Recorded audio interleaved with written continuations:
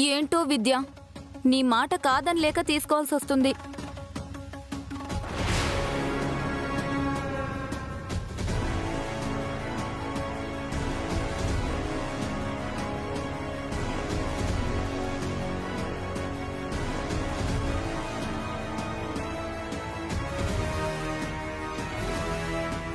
వదినా, ఇది ఆస్తి కాదు, మా నాన్న గౌరవం. ఆయన ఇన్నాళ్ల కష్టం.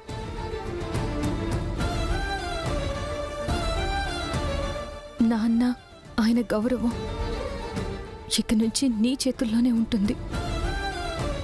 జాగ్రత్తగా చూసుకో.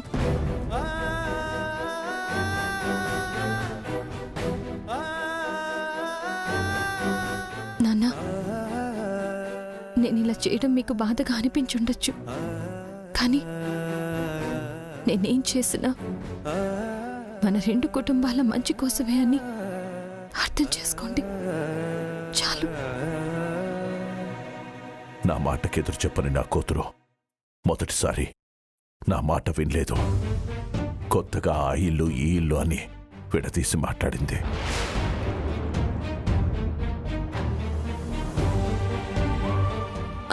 అదే మావయ్య గారు, నాకు కూడా ఆశ్చర్యంగా ఉంది. అసలు మన విద్యేనా ఇలా మాట్లాడుతుంది అనిపిస్తుంది. 20 ఏళ్లు ప్రాణంగా పెంచుతున్న నా కూతురు గురించి నాకు తెలుసు. తను మారలేదమ్మా, ఎవరో తనని మార్చారు.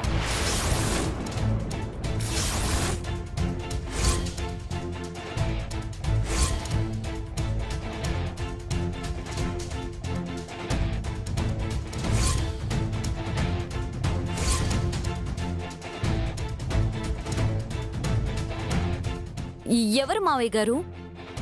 ఉన్నట్టుండి నా కోడలు క్యారేజ్ తీసుకుని వెళ్తుంటే నా కూతురి కష్టం అర్థం చేసుకుంది. అందుకే అంత ప్రేమగా రాత్రి భోజనం తీసుకుని వెళ్ళింది అనుకున్నాను.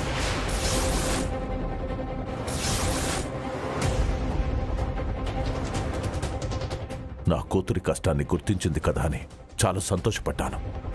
కానీ నా కోడలు తనకు కావలసింది జాగ్రత్త చేసుకోవడానికి వెళ్ళింది అని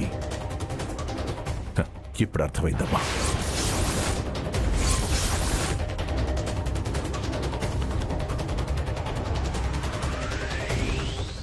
అదేంటి మావయ్య గారు, నేనేదో విద్యని పెత్తనం అడిగినట్టు మాట్లాడుతున్నారు?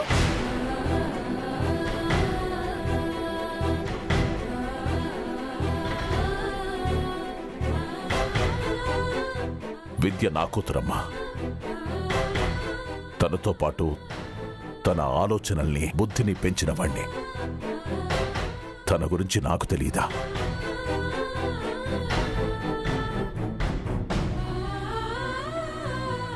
నా నిర్ణయాన్ని కాదని నన్ను మాట్లాడకుండా చేసి నీ చేతికి ఇంటి బాధ్యతలు అప్పగించింది అంటే ఆ మాత్రం అర్థం కావట్లేదా? విద్య నా నిర్ణయాన్ని కాదు అన్న తర్వాత ఇంకా నీ గురించి కూడా నా దిగులు వదిలేస్తానమ్మా.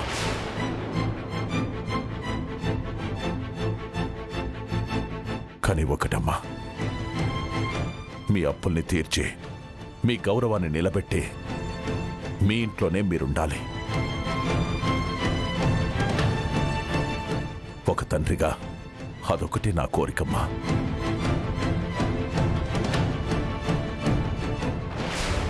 మీరు కోరుకున్నట్టే జరుగుతుంది నాన్న.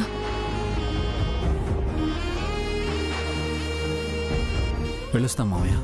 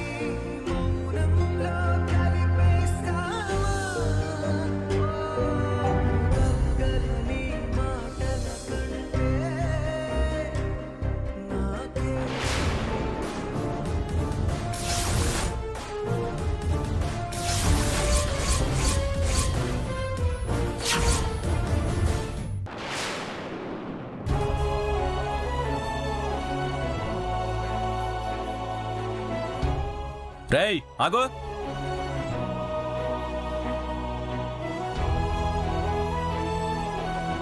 Good morning sir. యూనిఫామ్ ఎదురా? ఈ రోజు నా బర్త్డే సార్. బర్త్డే అయితే ఇంట్లో ఉండు. నీ ఇష్టం వచ్చిన డ్రెస్ వేసుకుని వస్తావా? పో బయటికి. ఈ రోజు క్లాస్ లో ఎగ్జామ్ ఉంది సార్. అయినా సరే నువ్వు క్లాస్కి వెళ్ళడానికి వీల్లేదు. పో బయటికి. చెప్తుంటే ఇంకా అలాగే నిలబడతావేంట్రా?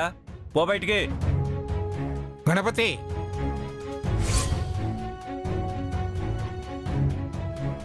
ఏం చేస్తున్నావు?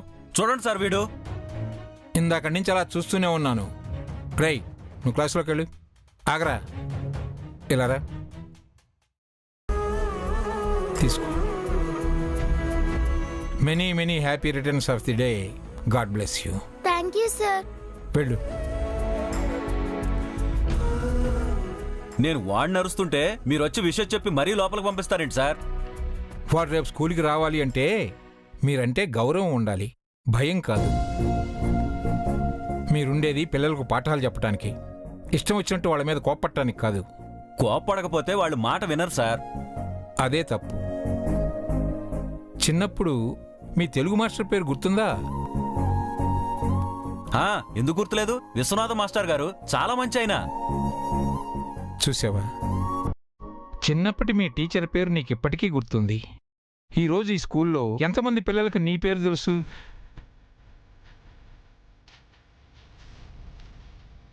ఈ రోజుల్లో నీలాంటి టీచర్స్ ఉన్నారు కాబట్టే గురుదేవో భవ అని గుండెల్లో దాచుకోవాల్సిన పిల్లలు మీ పేర్లు కూడా మర్చిపోతున్నారు. పెద్దయ్యాక మిమ్మల్నే మర్చిపోతారు. టీచర్ ఉండేది అర్థమయ్యేలా పాఠాలు చెప్పడానికి, అర్థం పర్థం లేకుండా తిట్టడానికి కాదు. చేసిన ఘనకార్యం చాలు, ఇక వెళ్ళు.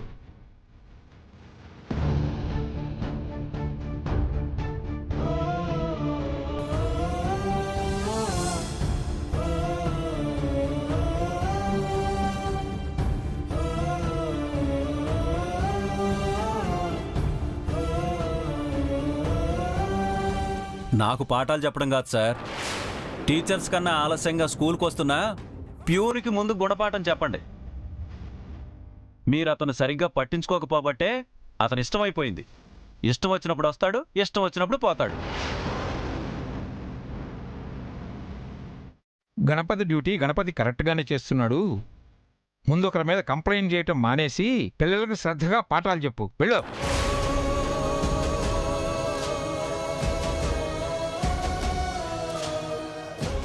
నమస్కారం సార్. నమస్కారం మాస్టారు. నమస్కారం.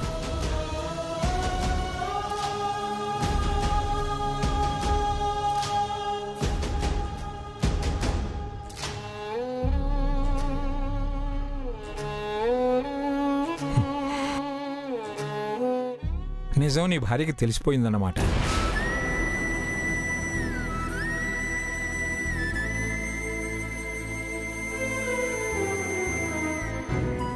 గణపతి ఇక్కడేం పనిచేస్తున్నాడో అన్న విషయం తెలిసిన తర్వాత కూడా నువ్వు అర్థం చేసుకున్నందుకు చాలా ఆనందంగా ఉందమ్మా.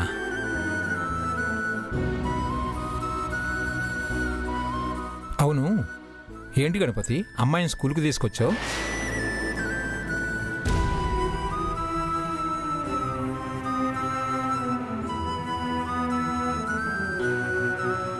మా పరిస్థితి ఏంటో మీకు తెలియంది కాదు సార్. ఆయన ఇంట్లో అబద్ధం చెప్పినా ఇక్కడ ఆయన చేసే పని ఇంటికి ఆధారం.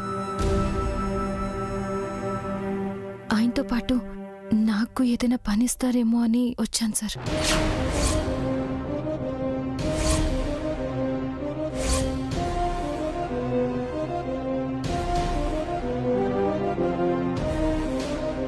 స్కూల్లో నీకివ్వదగిన పని ఏముంటుందమ్మా? ఉన్న ప్యూన్ పని, స్వీపర్ పని తప్ప. ప్యూన్గా గణపతి ఉన్నాడు, ఇంకా నువ్వు చేయగలిగిన పని ఏముంటుంది?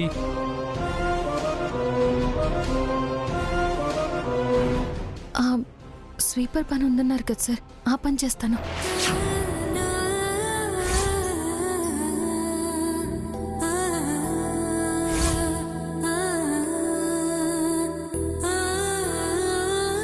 విద్య, ఆదినారాయణ గారి కూతురివి, శంకరం మాస్టర్ గారింటి కోడలివి, నువ్వు స్వీపర్ పని చేయటం ఏమిటమ్మా? నువ్వు ఆ మాట అంటుంటేనే వినటానికి చాలా ఇబ్బందిగా ఉంది. కానీ నేనిప్పుడు ప్యూన్ గణపతి భార్యని సార్. నా చదువుకి నాకు ఆ పని ఎక్కువని నాకు తెలుసు సార్. కానీ నువ్వు స్వీపర్ పని చేయడం... వద్దు విద్య, నువ్వు ఇలాంటి పనులు చేయడానికి నేను ఒప్పుకోను. నువ్వు స్కూల్కి వస్తానంటే ఎందుకో అనుకున్నాను. నీ మనసులో ఈ ఆలోచన ఉందని తెలుసుంటే నిన్ను ఇక్కడి వరకు తీసుకొచ్చుండేవాడినే కాదు. పద, ఇంటికి వెళ్ళిపోదాం పద. తప్పే ఉందండి.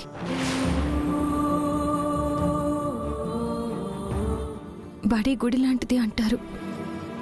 గుడి శుభ్రం చెయ్యాలి అంటే పెద్ద పెద్ద వాళ్లే పోటీలు పడతారు. గుళ్ళో దేవుడు ఏమిస్తాడో తెలీదు, కానీ ఇక్కడ నడిచే దేవుళ్ళుంటారు.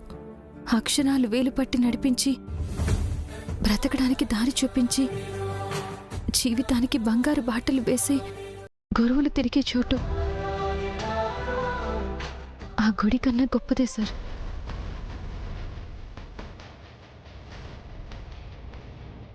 అయినా అక్కడే కాదు, ఇక్కడ ఉండేది ఆ చదువుల తల్లి సరస్వతీదేవియే కదా సార్. మరి బళ్ళో పనిచేయడం అంటే ఆ తల్లి గుళ్ళో పనిచేసినట్టేగా. పనివ్వడం మీకు ఇబ్బంది కాకపోతే పని చేయడం నాకు చిన్నతనం కాదు సార్.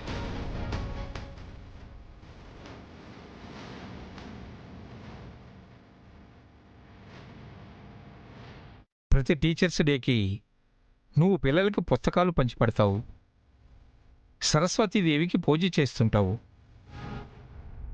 నీకు చదువు అంటే బాగా ఇష్టం కాబోలు అనుకునేవాణ్ణి. ఇప్పుడు నీ మాటలు విన్న తర్వాత, గుడి కన్నా బడి గొప్పది అన్న నీ వివరణ విన్న తర్వాత, నీకు చదువు అంటే కేవలం ఇష్టమే కాదు, చదువే ప్రాణం అని అర్థమైంది. చదువు అంటే నాకు ప్రాణమైనా ఇప్పుడు ఈ బళ్ళో పని నాకు చాలా అవసరం సార్. మీరు నాకు పనిస్తే ఆ స్వీపర్ పనే కాదు, నా భర్త ప్యూన్ పని కూడా నేనే చేస్తాను.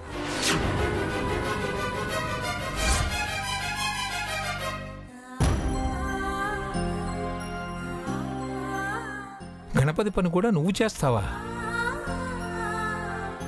పరీక్షలకి ఆయన చదువుకోవాలి. ఆయన నేను కోరుకున్నట్టు మాస్టర్ కావాలంటే స్కూల్ టైంలోనే కుదురుతుంది సార్. అందుకే నాకు పని ఇవ్వండి సార్, ప్లీజ్.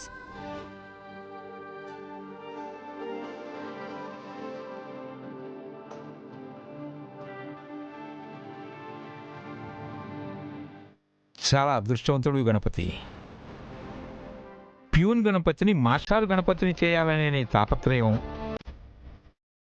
భార్యగా తన బాధ్యతలు కూడా నువ్వే తీసుకుని గణపతిని ముందుండి నడిపించాలనే నీ పట్టుదల నాకు బాగా అర్థమైందమ్మా. నీలాంటి వారికి పనివ్వటం ఈ స్కూల్కే ఎంతో గౌరవం.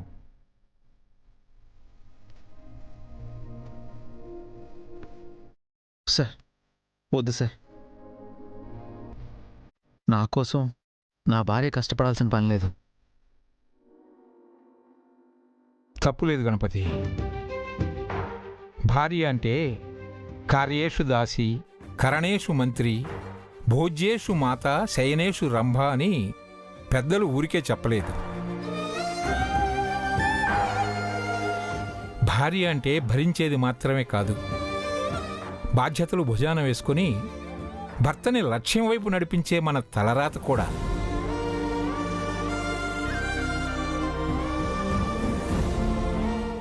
చూసావా, నీకోసం తన స్థాయిని ఎక్కడి నుంచి ఎక్కడికి తగ్గించుకుందో.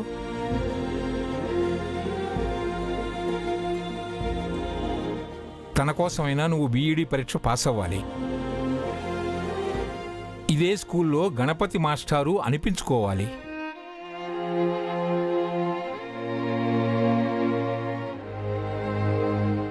అమ్మ విద్య, నిన్ను చూశాక, నీ భర్త కోసం నువ్వు పడుతున్న తపన అర్థమయ్యాక, సాటి మనిషిగా నేను చేయగలిగిన సాయం చెయ్యాలి అనిపిస్తుంది.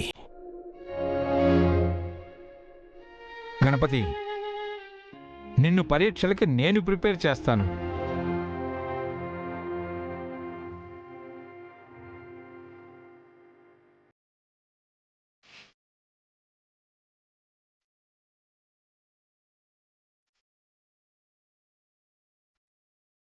మీ సాయం జీవితంలో మర్చిపోలేను సార్.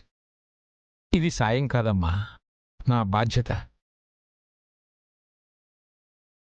నువ్వు చెప్పాక అసలు ఈ పని నేను ఎన్ని రోజులు ఎందుకు చేయలేదా అనిపిస్తుంది.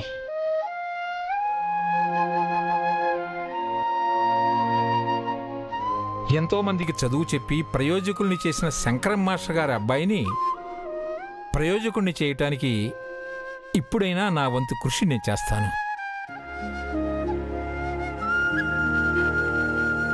ఏవండి, మీరు చదువుకోవడం ఈ రోజు నుంచి మొదలు పెట్టండి. మీ పనులన్నీ కూడా నేనే చేస్తాను. గణపతి, అటెండెన్స్ రిజిస్టర్ తీసుకురా. సార్, నేను తీసుకెళ్తాను. ఈ అమ్మాయి తీసుకొస్తుందిలే, మీరు వెళ్ళండి. గణపతి, నువ్వురా. రా.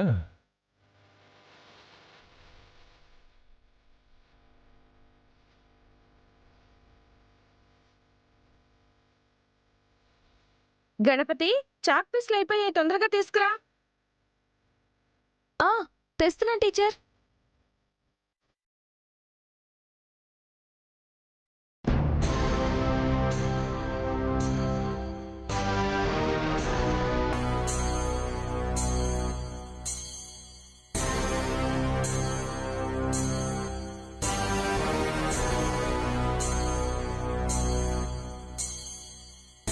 రే సుబ్బు, గతంలో గొడవలు జరిగాయి, వాటి గురించి మర్చిపోదాం.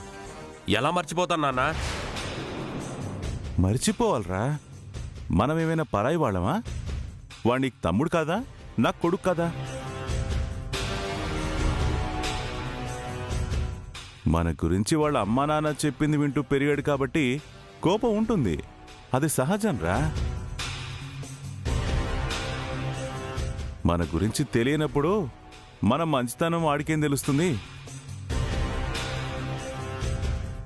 పెద్ద చిన్న లేకుండా ఎంత గొడవ చేశాడు వీడు. గౌరీ, జరిగింది గుర్తు చేసుకోవడం కాదు, జరగాల్సింది చూడాలి. మన బిడ్డే కదా వాడు కూడా. పెద్దవాళ్ళుగా మనం క్షమించకపోతే ఎవరు క్షమిస్తారు? మీ బాబాయ్ మంచి మనసు చూసావా? ఎప్పుడో జరిగిన వదిలేసి నువ్వు విఘ్నేష్ కలిసిపోతేనే మనం కలిసి బిజినెస్ చేయగలుగుతాం. కలవాలని లేకపోతే వాడింత దూరం రాడు కదమ్మా.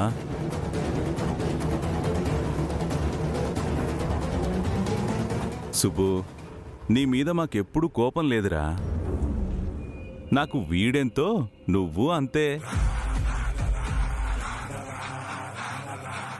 మా కోపమంతా మీ అమ్మ మీదనే. అది కూడా మీ నాన్నతో పోవాల్సిన అప్పుల్ని నెత్తిన వేసుకుని మీ జీవితం నాశనం చేసింది. అదే మా కోపం. ఇప్పుడు బాగు చేసే అవకాశం కూడా మీ చేతికే వచ్చింది కదా బాబాయ్. ముందు వీళ్ళిద్దరూ కలిసిపోతే నా బిడ్డతో సమానంగా వాణ్ణి కూడా పై స్థాయిలో నిలబెడతా. అదే నా ఆశ. బాబాయ్ అంతగా చెప్తున్నారు కదా, ఇంకా విఘ్నేష్తో మాట్లాడకపోవడం ఏంటి? మీ ఇద్దరు చేతులు కలిపారంటే మీ బాబాయ్ నిన్ను ఎక్కడికో తీసుకెళ్తాడు. మీరు బాగుండాలి, మన బిజినెస్ బాగుండాలంటే ముందు మీరిద్దరూ కలవాలి. చేతులు కలపండి. కలుపు సుబ్బు. కలపండ్రా.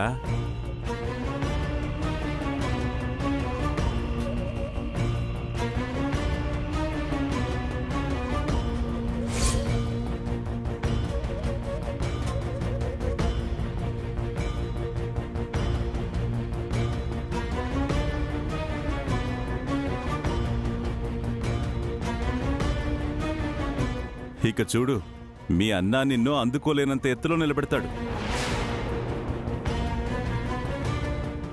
వీళ్ళు కూడా కలిసిపోయారు కాబట్టి మనకింక ప్రాబ్లం ఏం లేదు. బాబాయ్, మనం చేయబోయే ఆ రియల్ ఎస్టేట్ బిజినెస్ తాలూకా డాక్యుమెంట్స్ రెడీ అయ్యాయా? చేయించి పెట్టానమ్మా. గౌరీ, ఆ పేపర్స్ తీసుకురా.